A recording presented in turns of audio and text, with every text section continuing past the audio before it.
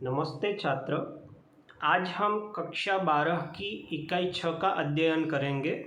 इकाई का नाम है घर। इस इकाई की रचयिता श्री भोला भाई पटेल है। इन्होंने इस इकाई को गुजराती भाषा में लिखा था, परंतु श्री आलोक गुप्ता जी ने इस इकाई का हिंदी में अनुवाद किया। घर शब्द से हम भली भांति परिचित हैं। घर यानी कोई चार दीवारों से बना एक कमरा नहीं, परंतु जिसमें परिवार के प्रत्येक सदस्य की संवेदनाएं और प्रत्येक परिवार के सदस्य की लागणी बंधी हुई है, ऐसा एक स्थान। ज़्यादातर लोग अपने आप मेहनत किए बिना किसी जगह पर एक मकान को खरीद लेते हैं। ऐसे कई घर हैं कि जो ऐसे मकान को खरीद लेते हैं, परंतु उसमें भी कई बार हमें घर जैसा अनुभव नहीं होता। तो घर में जहाँ बड़ों का आदर होता हो, परिवार के सभी सदस्य एक दूसरे के प्रति सहानुभूति रखते हैं, एक दूसरे के प्रति आदर का भाव सदैव बनाए रखते हैं, बड़ों की आज्ञा का पालन होता है, जहाँ एक दूसरे की सेवा का कार्य चलता हो, एक दूसरे के प्रति मुश्किल स्थिति में भी हमेशा एकजुट होकर साथ रहना और किसी खुशी और गम के संबंधों में भी समय में भी हम एक दूसरे को काम आए, उसे परिवार कहा जाता है और इसी परिवार से घर बनता है। यानी इस इकाई में भी एक घर की बात है। लेखक श्री भोला भाई पटेल का जो परिवार है, यह परिवार अपने पुराने घर को बेच देने का निर्णय करता है और फिर कुछ विचार और फिर परिवार के सभी सदस्यों से जो लागणी के संबंध जुड़े हुए थे, इसी कारण उन्होंने अपने इस घर को बेच देने से मना कर दिया। इसका पूरा वर्णन इस इकाई में बताया गया है। इस इकाई का साहित्य प्रकार है निबंध। सबसे पहले हम लेखक परिचय प्राप्त करें। श्री भोला भाई पटेल का जन्म सन 1934 को गुजरात के मेहसाणा के सोजा गांव में हुआ था। श्री भोला भाई पटेल की प्रमुख रचनाएं अधूना, विदिशा, कांचनजंगा, अज्ञे एक अध्ययन आदि है। भोला भाई पटेल गुजराती भाषा के साहित्यकार हैं। उन्होंने बनारस यूनिवर्सिटी से हिंदी, संस्कृत और प्राचीन भारतीय संस्कृति के विषय में बीए की उपाधि प्राप्त की थी। बैचलर ऑफ आर्ट्स यानी बीए, जिसे स्नातक भी कहा जाता है। कक्षा 12 के बाद 3 साल का कॉलेज कक्षा का अध्ययन, उसे बीए कहा जाता है। गुजरात यूनिवर्सिटी में हिंदी विभाग में प्रोफेसर थे, जो अहमदाबाद में है। भोला भाई प्रमुख ने जो रचनाएं लिखी थी, उसके आधार पर उनको कई पुरस्कार भी मिले थे, जिसमें गुजराती साहित्य सभा की ओर से रणजीत राम सुवर्णचंद्रक, हिंदी साहित्य सेवी सम्मान का श्री स्वामी सच्चिदानंद सम्मान और भारत सरकार ने पद्मश्री से सम्मानित किया। पद्मश्री पुरस्कार है, तो ये पुरस्कार भारत रत्न जो सर्वश्रेष्ठ पुरस्कार है, उसके बाद पद्म विभूषण, पद्म भूषण और फिर पद्मश्री दिया जाता है। तो पद्मश्री में थोड़े बदलाव हुए। पद्मश्री पुरस्कार में हमें ऐसा लगता हो कि गांव में ये व्यक्ति है, वे सचमुच पद्मश्री का हकदार है, इसके कुछ रूल्स है वो हमें देख लेने चाहिए। परंतु पद्मश्री उसे भी मिलता है कि जिसके बारे में, किसी व्यक्ति के बारे में हम गवर्नमेंट से अर्जी करके या गवर्नमेंट को बता सकें, उसके प्रूफ को सरकार को देकर। तो ऐसे जो व्यक्ति हमारे ध्यान में है, तो ऐसे व्यक्तियों का डेटा, ऐसे व्यक्तियों की जानकारी हम गवर्नमेंट को दें तो उनके कर्मचारी भी वहाँ जाते हैं, सही में वे व्यक्ति हकदार है या नहीं है, और उनको जो लगे तो वे उनको पद्मश्री से सम्मानित भी करते हैं। ऐसे कुछ बदलाव पद्मश्री सम्मान में हुए हैं। अब इस इकाई में जो बातें हैं उसका हम अध्ययन करेंगे। गांव से शहर में स्थायी होने के बाद लगभग बंद रहने वाले अपने छोटे से गांव के पुश्तैनी घर को बेच देने का विचार आया। जिस मोहल्ले में हमारा घर है, वहाँ के पुराने पड़ोसी तो अब शहर में रहने लगे थे।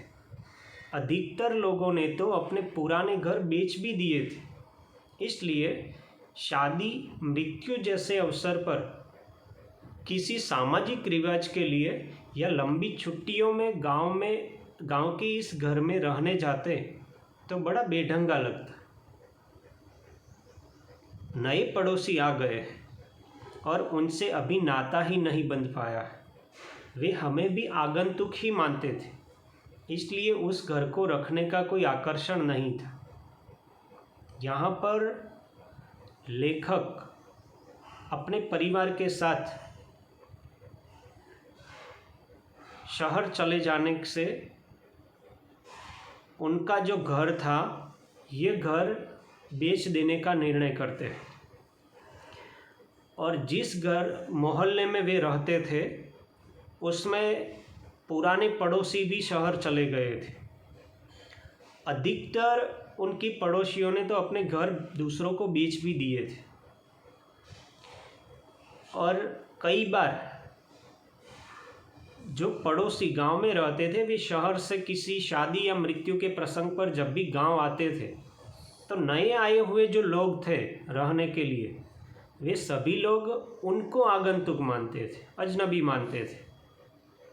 तभी और जब कुछ समय के लिए गांव में फिर जाते थे तो उनको अच्छा नहीं लगता था, बेढंगा लगता था।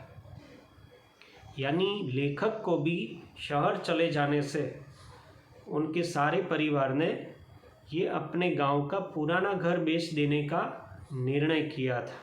यानी उनको भी अब कोई गांव के इस घर को रखने का कोई आकर्षण नहीं रहा था।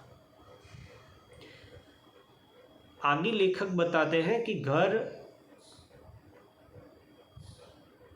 गांव में है, हम शहर चले गए हैं, तो उसकी क्या स्थिति होती है। बंद रहने के कारण पुराना घर और जर्जरित होता जा रहा था। चौमासे में अधिक बरसात पड़ने पर टिन के छप्पर से भी पानी अंदर आता था, जिससे घर की एक मुख्य दीवार में दरार पड़ गई थी। खुले दालान एवं आंगन में कूड़े के ढेर लग जाते। इसलिए बूढ़ी माँ की अनुमति लेकर घर बेच देने का विचार पक्का कर लिया। योग्य ग्राहक मिले तो एक गांव में रहने वाले व्यवहार कुशल मित्र से बेचने की सिफारिश करके हम शहर चले गए। फिर एक दिन ऑफर आया भी सही। ऑफर ठीक था और करने वाला व्यक्ति अच्छा और भरोसेमंद था, इसलिए अब देर करने या आनाकानी करने का प्रश्न ही नहीं था।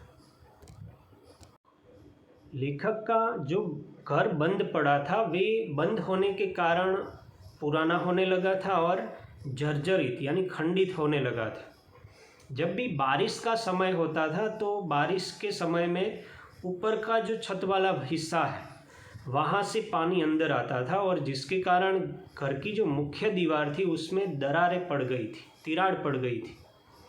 तथा बंद रहने के कारण, सफाई न होने के कारण अगले हिस्से में बरामदा और आंगन का हिस्सा था, वहाँ पर कूड़े के ढेर लग जाते, कचरा इकट्ठा हो जाता। इसलिए उन्होंने भी अपना यह घर बेच देने का निर्णय किया था। और गांव में रहने वाला एक व्यक्ति था, उसको उन्होंने बताया कि हमारा भी घर बेचना है। तो उनका यह घर लेने के लिए एक व्यक्ति भी उनको मिल गया था, जो व्यक्ति बहुत अच्छा था और भरोसेमंद था, कि जो अन्य पड़ोसियों को नुकसान न देता हो। पड़ोसी भी ऐसा था कि जो अन्य लोगों को या हमारे घर को वही साफ सुथरा रखे। तो ऐसा उन्होंने निर्णय ले लिया था, यानी अब उनको मकान बेचने की, घर बेचने की या रखने का कोई प्रश्न ही नहीं था। परंतु उसी क्षण में मन में टीस सी उठी। घर बेच देने का निर्णय लेते ही उनके मन में एक टीस सी उठ, यानी थोड़ी देर के बाद उनको अच्छा नहीं लगता। टीस उठना यानी थोड़ी देर के बाद मन में उठने वाली जो पीड़ाएं हैं, बार बार मन को व्यग्र बनाता। विचार आने लगा कि पुश्तैनी घर क्यों बेचा जाए। 3-4 पीढ़ियों से चले आते मिट्टी के कमरे के स्थान पर मेरे पिता ने यह ईंट का पक्का घर बनवाया था। मैं कहना चाहिए कि घर के सभी सदस्यों ने स्वयं मजूरी करके घर बनाया था। पिताजी इसके लिए अपनी बैलगाड़ी में ईंटें लाए थे। चिनाई के लिए, गारा बनाने के लिए गांव के आंबा तालाब से चिकनी मिट्टी स्वयं खोद कर लाए थे। मेरी माँ ने शहतीर तक गारे के तसले चढ़ाए थे। फिर शहर में अपने लड़कों के जब नए मकान बनने लगे, तब उनके मकान वेतनभोगी सुपरवाइज़रों की देखरेख में मजदूरों द्वारा बनते देखकर मन में थोड़ा खुश होते हुए माँ पिताजी अनेक बार गांव के घर को कैसे स्वयं मेहनत करके बनाया था उसकी बात करते हुए भावुक हो जाते थे। तो घर को बेच देने का विचार आते ही उनका मन व्यग्र हो उठता था। उनको विचार आता है कि हमारा यह पुराना घर क्यों बेच दे, क्योंकि इसी घर में तो हमारी 3-4 पीढ़ियाँ रह चुकी है और इस घर को मेरे पिता ने ही पक्की ईंटों से बनाया था। और इस घर को बनाते समय हमारे परिवार के प्रत्येक सदस्य इसमें सम्मिलित थे, यानी घर की प्रत्येक दीवारों को उन्होंने अपनी मेहनत से बनाया था। यानी बनाते समय भी उनकी कितनी लागणियाँ या भावनाएं उसमें जुड़ी रही होगी कि हम इस घर में रहेंगे, तो एक बड़ा आनंद होता था। पिताजी ने गांव के एक तालाब है, उसका नाम था आबा तालाब, वहाँ से वे चिकनी मिट्टी खोदकर भी लाए थे। यहाँ पर एक चित्र प्रस्तुत, जो परिवार में आपस में बातचीत कर रहे हैं। ये पिताजी आंबा तालाब से चिकनी मिट्टी खोद रहे हैं और इसी से उन्होंने बैलगाड़ी में भरकर घर तक चिकनी मिट्टी को पहुंचाया और फिर उससे दीवारें बनाई गई थी। आज के समय में जो कॉन्ट्रैक्टर के द्वारा जो मकान बनते हैं, तो इसी प्रकार मकान बनते देखकर लेखक के माता पिता, उन्होंने जो स्वयं मेहनत करके मकान बनाए थे उसकी याद करके भावुक हो जाते थे। इसी घर में ही हम सभी भाई बांधवों का जन्म हुआ था। इतना ही नहीं, इसी कमरे में हमारे दाम्पत्य जीवन का आरंभ हुआ और उसी कमरे में हमारी संतानों का जन्म भी हुआ। जीवन में जो अनेक अच्छे बुरे प्रसंग आए, यह घर उनका साक्षी है। घर के आंगन में कैसे खेलते थे। एक दिन उस आंगन को पार कर कंधे पर थैला लटकाकर गांव की पाठशाला में पढ़ने गए थे। एक दिन उसी आंगन को पार कर दूर परगांव पढ़ने गए। एक दिन उसी आंगन को पार कर शहर में जाकर बसे। इसी घर के आंगन में हमारी बहनों और भाइयों के विवाह मंडप बनते थे। यही बिरादरी वालों के साथ झगड़े और स्नेह मिलन भी हुए थे। यही पड़ोसियों के साथ ऊंची आवाज़ में बोलाचाली और झाड़ों में अलाव के पास बैठकर मधुर विश्रम्भ कथाएं भी हुई थी। तो घर बेचने से भावुक हो जाने के कारण उनके मन में भी कई विचार आते हैं। इस घर में उनके सभी भाई बांधवों का जन्म होना, दाम्पत्य जीवन की शुरुआत होना, जिस परिवार में रहकर हम जन्म लेते हैं, जिस घर में, जिस आंगन में खेलते हैं, ये सारी बातों को वे याद करते हैं। और ये घर उनके अनेक अच्छे बुरे प्रसंगों का एक साक्षी भी था। वे जहाँ खेलते थे, वे जहाँ से पढ़ाई के लिए कंधे पर थैला लटका कर चलते थे और फिर परगांव भी चले जाना, तो ये आंगन को छोड़कर दूसरी जगह पर जाना उनको अच्छा नहीं लगता था। वे और भी सोचते हैं कि बहन और भाइयों की विवाह भी और विवाह की मंडप भी इसी आंगन में सजाए हुए थे और इसी जगह पर बिरादरी वाले यानी हमारे रिश्तेदार, सगे संबंधी के स्नेह मिलन और झगड़े भी यहाँ पर हुए थे तथा पड़ोसियों के साथ ऊंचे आवाज़ में बोलाचाली और जाड़ों में यानी सर्दी की, ठंडी की ऋतु में अलाव के पास बैठना यानी अग्नि तापने को जलाकर वहाँ पर बैठे अग्नि को लेना और वहाँ पर विश्रम्भ कथा यानी प्रेम की बातें भी करना, वे सभी कार्य इसी घर में हम रहकर करते थे। यहाँ पर एक घर का वर्णन है जिसमें बच्चे खेलते हैं, फिर कंधे पर थैला लटकाकर पाठशाला जाने का जो आनंद था गांव के घर में रहने के बाद, उसका भी वर्णन है। फिर एक दूसरे के प्रति भावनाएं व्यक्त करना, एक दूसरे के प्रति गांव में ऐसा एक वर्णन देखना, बैलगाड़ी, हरा भरा वातावरण, ये सब बातों को लेकर लेखक और उनके माता पिता चिंतित हो उठते थे। ऐसा एक वर्णन, ऐसा एक वातावरण गांव के इस घर के आगे और गांव के इस घर में होता था। पढ़ाई करना घर के अंदर बैठकर, ये इस तरह के सभी वातावरण इस घर में बंधे हुए थे। इसी आंगन में हमारे परिवार के कुछ सदस्य, जिसमें भैंस, पड़िया, बैल, बछड़े बांध जाते थे, यानी प्राणी को भी अपने घर का ही एक सदस्य मानते थे। जैसे पहले के समय में और आज भी कई परिवार ऐसे हैं कि जिनके घर में अच्छी दूध देने वाली गाय या भैंस या उनका बैल मर जाता था तो वे लोग कई दिनों तक खाना नहीं खाते थे, यानी प्राणियों से भी इतने बंधे हुए थे भावनाओं से। तो भैंस, पड़िया यानी भैंस की जो पाड़ी होती है तो उसको पड़िया कहा जाता है। बैल और बछड़े भी बांधे जाते थे। इसी घर के दालान में मेरी दादी और फिर दादा की मृत्यु के समय गोबर से लिपकर उस पर उन्हें सुलाकर पूजाएं हुई थी और कुछ वर्ष पहले मेरे पिता को भी इसी दालान में सुलाया गया था। ये सारी बातें जो घट चुकी थी, बन चुकी थी, इसको याद करते हैं। हमारे घर के दोनों ओर दूसरे घर हैं। एक घर हमारे एकदम निकट के साथी का है, वह भी बंद है। मेरा मित्र रोजी रोटी कमाने देश के अनेक स्थलों में घूमने के बाद पत्नी की मृत्यु होने पर अब अहमदाबाद में रहता है। उसके बाद के मकान में काशी बुआ रहती थी। उनकी मृत्यु को वर्षों हो गए। वर्षों तक जहाँ वे रेत घड़ी लेकर रोज सामयिक करती, उस दालान में अब एक तोंद वाला बारोट सोता दिखाई देता है। सामने वाले मकान का मालिक प्रौढ़ अवस्था में परंतु कुंवारा ही चल बसा। उसके बाद जिसने वह मकान खरीदा उसने आंगन के लिए झगड़ा करके पड़ोसी हक स्थापित किया। एक दिन वह घर भी गिर पड़ा, अब नई दिशा में नए दरवाजे के साथ बना है।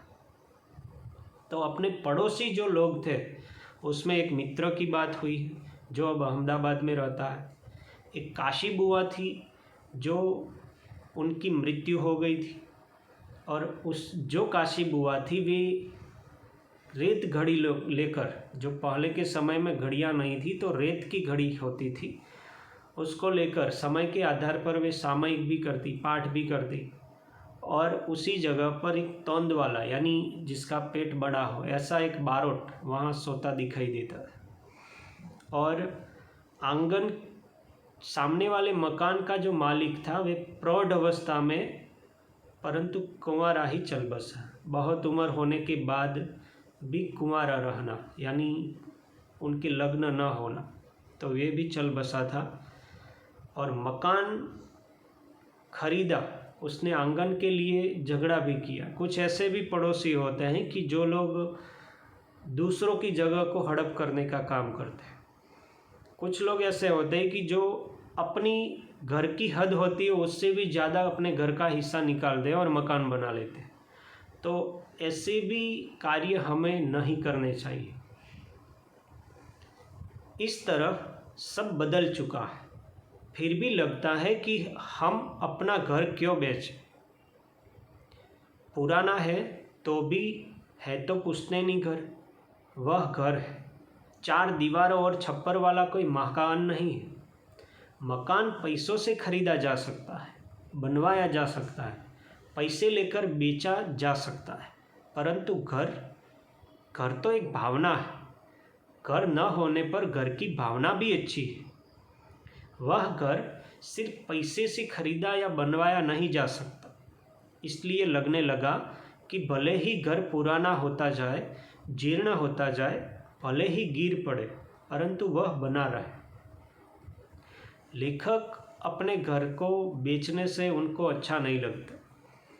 वे सोचते हैं कि है तो अपना पुराना घर, और ये घर कोई 4 दीवारों से और छप्पर से बना एक मकान नहीं है, परंतु इस घर में जो हमारे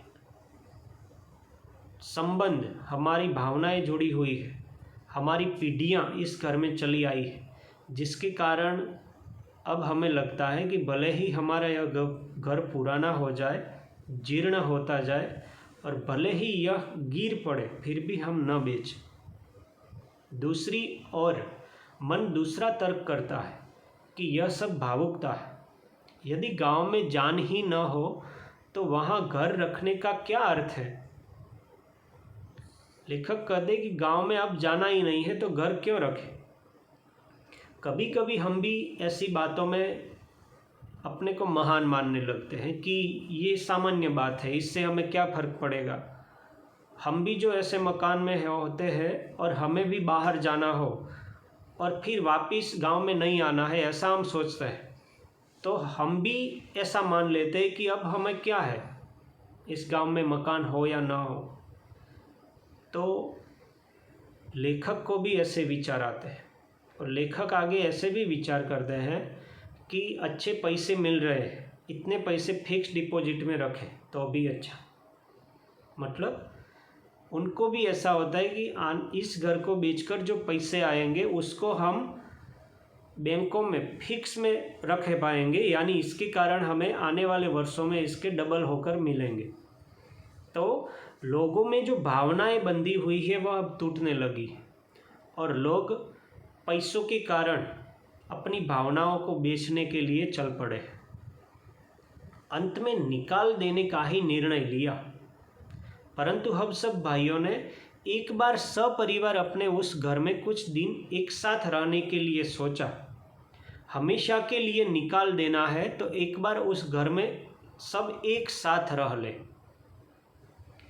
मकान बेच देने का लेखक और उनके परिवार ने निर्णय तो कर दिया, परंतु इस घर में परिवार के साथ हम एक बार वहाँ रहे, ऐसा वह निर्णय करते हैं। और फिर लंबे समय के बाद वह बंद घर खुला। देखते देखते छोटे बड़े परिवारजनों से वह सुना घर गूंजने लगा। इस अवसर पर एक नगरवासी मित्र को गांव की इस घर को देखने के लिए साथ ले गया था। पुराने दिन वापस लौट आए थे।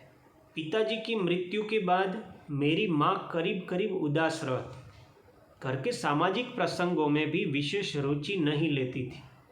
वह भी यहाँ आकर सबके बीच प्रसन्न लगी। ज़्यादातर नई पीढ़ी को तो ऐसी भावनाओं में कम पता है, और ऐसी भावनाएं उनको अच्छी नहीं भी लगती। परंतु जो वृद्ध है, ऐसे लोग अपने घरों से बंधे हुए हैं। कुछ लोग तो अपने घर को बेच देने से ही इनकार करते हैं। तो लेखक की माँ जो करीब करीब उनके पति की मृत्यु के बाद उदास रहती थी, वो आज इस घर में आई है तो वे भी खुश रहने लगी। परंतु अब घर की प्रत्येक दीवार मुझे उलाहदा देने लगी। दालान में जहाँ मैं हमेशा बैठता, जहाँ बैठकर पहली बार कखहरा लिखा और जहाँ बैठकर छुट्टियों में उच्च शिक्षा के ग्रंथ पढ़ता था, वहाँ जाकर बैठा। वहाँ बेंच से टेक लेते ही वह अंदर से मुझे हिला गई। मैंने पीछे मुड़कर उस पर हाथ फेरा। वह कह रही थी, एक तो इतने दिन बाद आए और अब बस हमेशा के लिए। लेखक घर में बैठे हैं, तभी वे जिस दीवार के सहारे बैठे हैं, तो वे सोचते हैं कि ये प्रत्येक दीवार जैसे मुझे कुछ बता रही हो। उन्होंने सोचा कि मैं इसी घर में बैठकर कखहरा यानी कक्को, उसका काम भी यहाँ किया था। शिक्षा के ग्रंथ पढ़ने का काम भी मैं यहाँ बैठकर करता था। और बीत का आसरा लेकर जब मैं बैठता था तो वे मुझे अंदर से हिला देते थे, यानी वे सभी बातें उनको तभी याद आने लगती थी। घर के बारे में गुजराती में एक कहावत है, विश्वनो अंतिम छेड़ो एटले घर, यानी कि जिस घर में हमारा जन्म हुआ हो, जिस घर से हमारी भावनाएं जुड़ी हो, ऐसे घर में जब हम आते हैं तो हमें शांति मिलती है। ऐसा लगता है कि अब बस यहाँ ही हम सेफ हैं।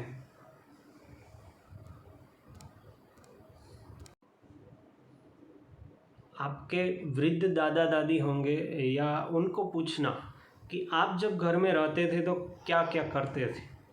तो प्रत्येक व्यक्ति का एक स्थान था कि जो व्यक्ति वहीं पर जगह लेकर बैठता था। जैसे किसी घर के कोने को हम देखें तो हमें याद आती थी कि यहीं पिताजी बैठा करते थे, और पिताजी के न होने के बाद हमें ऐसा लगता था कि जैसे पिताजी इसी जगह पर बैठे हुए हैं। तो इसे घर कहा जाता है कि जो भावनाओं से बना होता है। आगे बताते हैं, मैं व्यग्र हो गया, आंगन में खाट बिछाकर बैठ गया। अब वहाँ खाली नाद थी, यानी आवाज़ थी, यानी कुछ आवाज़ नहीं थी। खूंट थे, खूंट यानी जहाँ पर भैंसों को बैलों को बांधा जाता है, परंतु ढोर डंगर नहीं थे, यानी ढोर ढांखर नहीं थे। परंतु उस ओर देखते ही मानो वे सब एक साथ रंभाने लगे, उसी जगह जहाँ बचपन में हम खेलते थे और उसी आवाज़ को सुनते थे। ऐसी आवाज़ जैसे अब भी मुझे सुनाई देती है। मैं एकदम खड़ा हो गया, शून्य आँखों में भरा हुआ आंगन देखता रहा। घर की यह खपरेल, खपरेल यानी घरना ઉપરના ભાગે જે નળિયા હોય છે, નળિયાનો ભાગ, नड़ियों એટલે खपरेल। कितने सारे चौमासों में इसका संगीत सुना है। पहले कच्चे घर थे, उसमें खपरेल होते थे, तो खपरेल में से जो पानी नीचे गिरता था उसकी आवाज़ सुनने का भी एक और मज़ा है। यहाँ तोरण के बीच नीचे मेरी बहनें विवाह मंडप में बैठी थी और यही दादी दादा और पिताजी की अर्थियाँ बंधी थी। ऐसा लगा जैसे मेरा गला रूंध गया। ये सारी घटनाएं, ये सारी पारिवारिक बातें सोचकर लेखक को एक श्वास लेने में जैसे तकलीफ़ होने लगी थी, ऐसा हो रहा। घर के अंदर के कमरे में गया, बंद जर्जरित कमरा अधिक मुखर लगा। बंद होने के बावजूद भी ये कमरा जैसे हमें देख रहा है और हंस रहा है, ऐसा लगा। कुछ बोल रहा है, हमें कुछ कह रहा है, ऐसा लगा। पिछली दीवार की एक जाली से थोड़ा प्रकाश आ रहा था। एक समय यह कमरा अनाज भरने की मिट्टी की कोठियों और पिटारों से भरा रहता था। वह सब तो कब का निकाल दिया है, परंतु अभी भी कोनों में दही बिलोने का बड़ा मटका और खूंटी पर बड़ी रई लटकी। मैं यहाँ जन्मा था, मेरी संतानें भी। अब लेखक यह सोचते हैं कि इस घर में एक प्रकाश आने की जगह थी और अनाज भरने के लिए जो मिट्टी से बने हुए अनाज भरने की कोठियाँ रखी जाती थी और पिटारे भी बनाए गए थे, वे इसी कच्चे मकान में रहते थे। तो ये तो उन्होंने कब का निकाल दिया था, परंतु उनके घर में कोने में यानी खूणा में दही बिलोने का, दही वलोवानो एक मटका और खूंटी पर बड़ी रई लटकी यानी वलोणो પણ હાલ ત્યાં વળગેલું છે। लेखक सोचते हैं कि मेरा तो जन्म यहाँ हुआ, परंतु मेरी संतानें भी यहाँ जन्म ले चुकी थी, परंतु अब क्या। बीच के खंड में जहाँ हम खाना खाते थे वहाँ से होकर फिर दालान में आता। माँ अकेली बैठी है, सब इस समय इधर उधर है। देखता हूँ कि बूढ़ी माँ रो रही, माँ को कम दिखाई देता है, कम सुनाई देता है। अब अधिक दिन निकाल सके ऐसा भी नहीं लगता। मैंने पास जाकर पूछा, यह क्या, तो रो रही है माँ। इसी घर में लेखक की माँ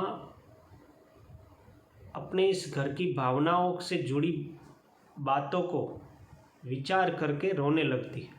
तो लेखक अपनी माँ के पास जाते हैं, उनको बोलते हैं कि तू रो रही है, और वह जोर से रो पड़ी। यह घर, बस इतना ही वह आंसू और हिचकियों के बीच बोल पाई। पिताजी के अवसान के समय नहीं रोई थी, उतना माँ इस समय रो रही थी। यानी लेखक की माँ का इस घर से जो संबंध था, वे संबंध उनको याद आ जाता है और वे ये घर बेच देने की बात कह के बहुत ऊंची आवाज़ में रोने लगती है, हिचकियाँ भरती है। धीरे धीरे हिचकियों के बीच उसने कहा, यह घर मैं जी रही हूँ तब तक मत निकालो। मैं अब कुछ दिनों की ही मेहमान हूँ, फिर तुम लोग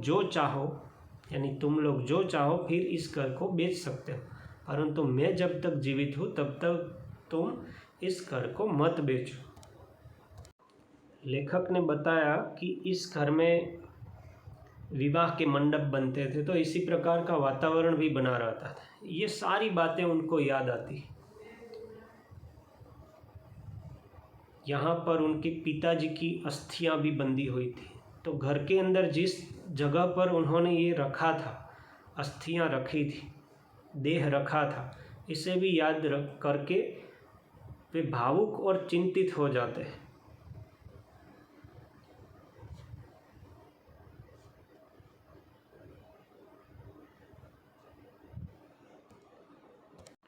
परंतु माँ, तूने ही तो कहा होगा, परंतु वापस यहाँ आने के बाद, यानी मैं यहाँ आई हूँ, अब मुझे यह घर बेचने के लिए मेरा मन राजी नहीं है।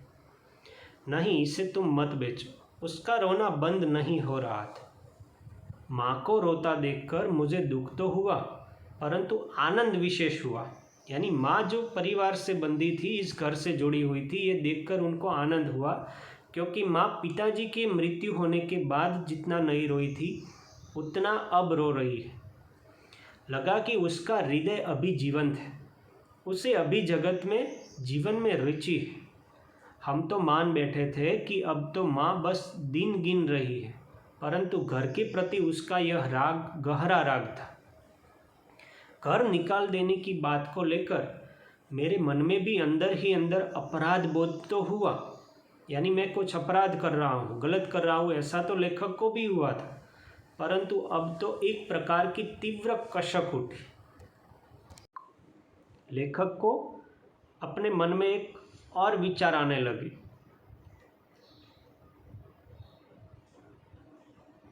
आगे लेखक बताते हैं, घर को सभी की सहमति से बेचने का निर्णय लिया था। इकरारनामा भी हो चुका था। इकरारनामा यानी घर बेचने के लिए कागजात में दस्तखत करना और कागजात तैयार हो चुके थे, लेकिन उस दिन से प्रत्येक सदस्य घर की बात निकलते ही मौन हो जाता था।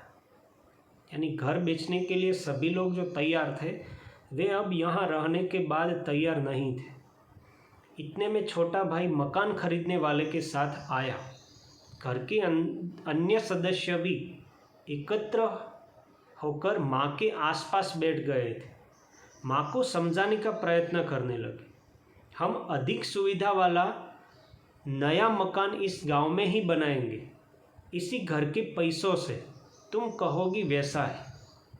माँ ने कहा, मैंने इस घर की शहतीर तक ईंटें चढ़ाई है, यानी इस घर की ऊंचाई तक मैंने ईंटों को चढ़ाया है, और इस घर को तुम्हारे पिताजी ने कितनी उमंगों से बांधा है। इसलिए मेरे जाने के बाद भगवान करे कि तुम लोग महल बनवाओ, परंतु यह घर तो। छोटा भाई समय की नज़ाकत समझ गया। उसने मकान खरीदने वाले से कहा, भाई कुछ समय रुक जाओ, यह घर देंगे तब तुमको ही देंगे। मैंने देखा कि हम सबकी छाती पर से एक पत्थर सा हट गया था। बरसात के बाद खुले आकाश जैसा माँ का मुंह देखकर मानो जर्जरित घर हंस रहा था। अदृष्ट गृह देवता की प्रसन्नता का स्पर्श सभी को हुआ था। तो अंत में इस घर को न बेचने का निर्णय लिया जाता है। तभी माँ की खुशी का पार नहीं रहता और परिवार के लेखक के सभी सदस्य, घर के सभी सदस्य की हृदय से सारा भार जैसे हल्का हो जाता है, वैसा भाव सभी के जीवन में बनता है। तो इस इकाई से हम भी समझे कि घर को घर की तरह देखें, घर को घर की तरह सजाए रखें। जिस घर में हम रहते हैं वहाँ परिवार के प्रत्येक सदस्य का आदर करें, हिल मिल कर रहे। छोटी बड़ी बातों में जो झगड़े होते हैं तो उससे गलत न समझे, सहन शक्ति रखें। ऐसी बातों को लेकर हम अपने मकान को एक घर बना सकेंगे।